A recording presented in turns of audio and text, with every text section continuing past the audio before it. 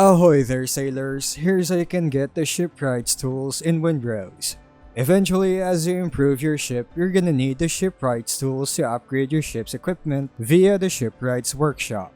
Unfortunately, this item isn't craftable and you'll have to buy them with piastre, which are the silver coins, so make sure to have some ready.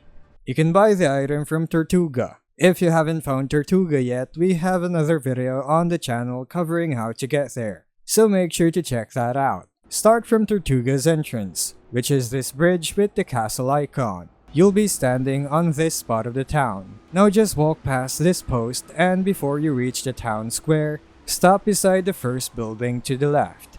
And inside of it is a provisioner. Interact with him and you'll find that he's selling these tools. Just enter your desired amount and press space to confirm your purchase. And that's all of it. If you found this video helpful, don't forget to like and subscribe for more Windrose guides.